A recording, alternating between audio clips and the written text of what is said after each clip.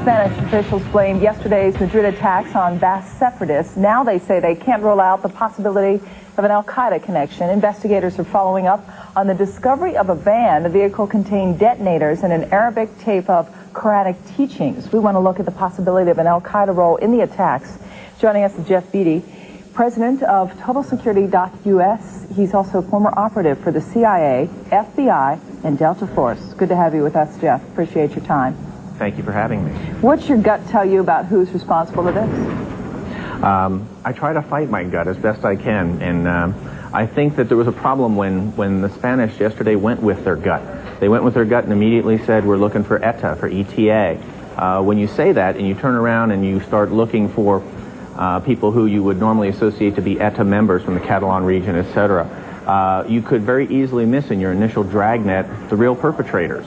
So I think that the jury is still out as to who's responsible for this, and I think that the investigation needs to proceed rapidly so they can narrow the field. But there is always a danger in following your gut. You've got to let the evidence take you where it will.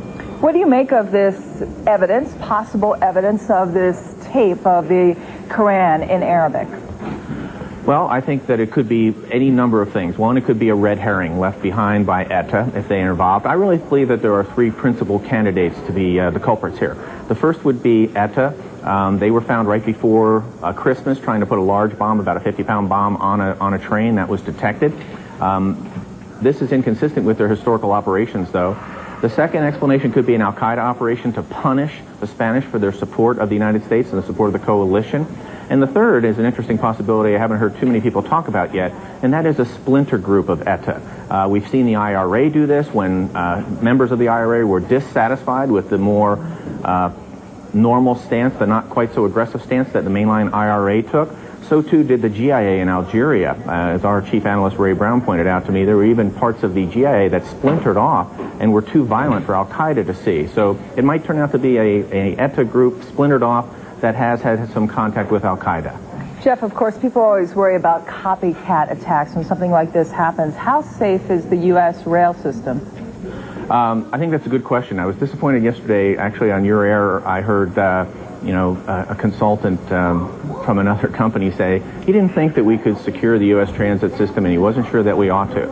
I can assure you that that is not the attitude of Jennifer Dorn, who's the administrator of the FTA, the Federal Transit Administration. They have, since 9/11, been very aggressive, gone out and done threat and vulnerability analysis of the U.S. transit systems, all the major properties.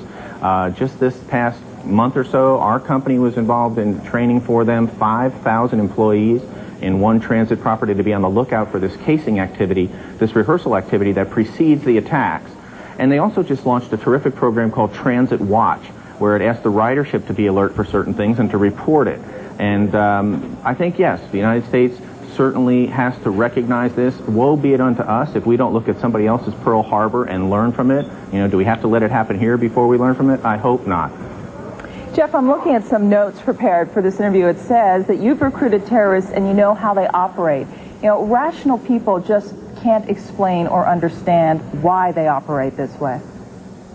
Well, I think the thing to remember is, for them, the act of terror is not an end in itself. It's war by other means. I mean, you could almost use the word war as a synonym for terrorism when we describe all the stories we're talking about here today. They don't have B-52s. They don't have helicopter gunships. They're trying to achieve a political objective. You know, that's what makes us maybe think Al-Qaeda is involved, or ETA, for political reasons. They want to influence the country's policy, either to let Catalan region stand alone or to have less support for the United States coalition. So these are just tactics in a war that they're trying to wage. They're trying to raise the price tag to the point where the Spanish government will abandon its current policies. Jeff, since you have relationships formerly with the CIA and FBI, lots been made about our intelligence since September 11th. Do you think things have moved enough in the right direction that we can feel better protected now, especially in light of yesterday? There is no doubt we're significantly better protected than we were.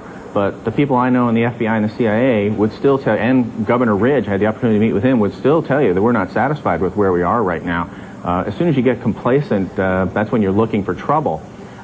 We've made a tremendous amount of progress. There's a lot of work yet to do. Again, on Your Air, I sound like a CNN junkie, but on Your Air yesterday I saw Jean Meserve did a great piece about the relative spending between, the public transit, which has so many more people in it, and the airlines industry. I think she said the airlines industry had more than $11 billion of security money pumped into it. We've only pumped $100 million into public transit for security. I really do think that this is the time for learning from someone else's Pearl Harbor here. Don't wait till it happens here. And I believe we need to about double the level of effort that we've had into public transit security up to this point.